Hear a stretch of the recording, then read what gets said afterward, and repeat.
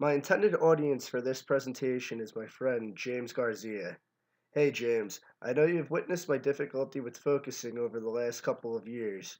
You've witnessed my procrastination and have seen me throughout the course of this self-change process. I think that my research on how to improve my focus is something that can help you. I've noticed that you have been having trouble focusing due to other stressors in your life and believe that I can help you increase your focus through my research done for my self change project. Focus is essential when trying to achieve a goal. Focus is defined as one's ability to stay attentive and on track towards a particular task. Learning how to direct your focus will help lead you towards success in different areas of your life. Let me tell you my story of struggling with focus. After years of being considered lazy and the teachers thinking I would not have the ability to succeed in school, I went to the doctor where I tested positive for attention deficit disorder. This disorder makes it hard to focus on things that I do not find interesting, but gives me the ability to hyper-focus on things that I enjoy. I'm sure that you have noticed my attention deficit disorder. After I was diagnosed, the doctor put me on medication which was supposed to help me focus. This medication made me feel nauseous and anxious. I ended up giving the medication up and decided that I would succeed on my own. My difficulty with focusing has affected my interpersonal communication. My mind always feels cluttered, leading me to feel stressed out and sometimes, at some points, overwhelmed. Sometimes this leads me to talk negatively to myself for not thinking about it at a time. Throughout high school, I struggled paying attention in class and instead learned all the material on my own at home. Although I still did well in school, it added a lot of unnecessary stress to my life. I pulled many late nights and did a lot of cramming. I am now working to improve my focus in the classroom and when communicating with my friends. This semester, I decided that it was time to take control over my focus and made some changes in my life. I have planned out my goal using the SMARTER acronym. The first step was to become more organized. To do so, I organized my room and all of the other areas of my life. I now plan out my weeks on a calendar and keep a to-do list of things I want to achieve each day. My organization has helped me to get my work done ahead instead of waiting until the last minute. It has also allowed me to decrease some of the cluttered thoughts in my brain. To stay active in class, I write down notes and ask myself questions about the subject matter. Over the course of the self-change project, I've been tracking my focus. I have been tracking my focus in class and when in conversations with people. I set up a scale that goes from 1 to 10. 1 is the lowest amount of focus, and 10 means that I have been paying attention at my best.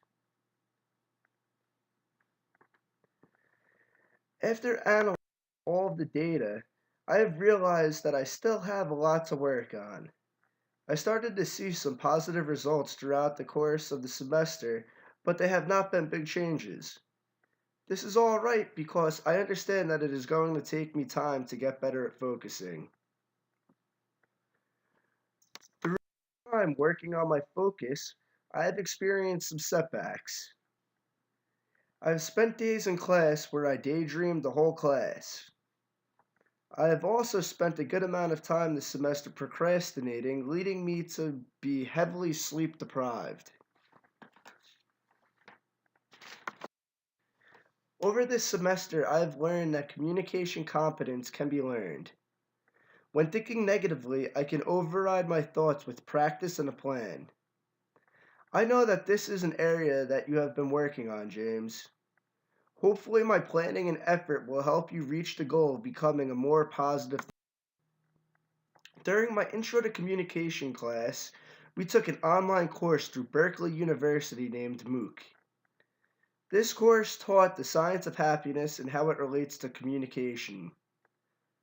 Emiliana Simon Thomas states that practicing positive mindfulness will help to decrease toxic thinking.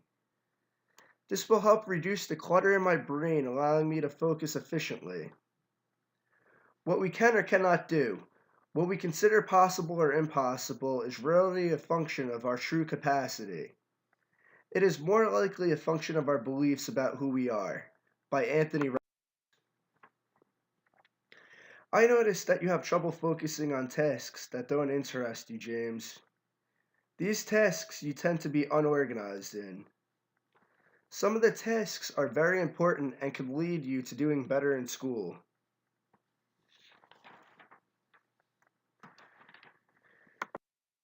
I am going to continue working at my goal of improving my focus. Although it is not easy, a little increase in focus is all it takes to see a large difference in my life. I am excited to see the difference that a little bit of focus can make in your life too, James. You have always been a supporter. Hopefully the accomplishments that I have made with my focus will help motivate you to work on yours.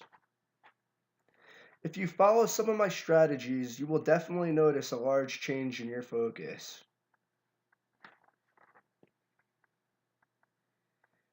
Failure should not be our teacher, not our undertaker. Failure is delay, not defeat. It is a temporary detour, not a dead end. Failure is something we can avoid only by saying nothing, doing nothing, and being nothing. Dennis Waitley.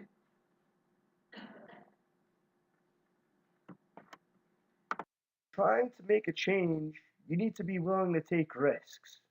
Without taking risks and possibly failing, it is impossible to succeed at anything. Remember, you fail before you succeed.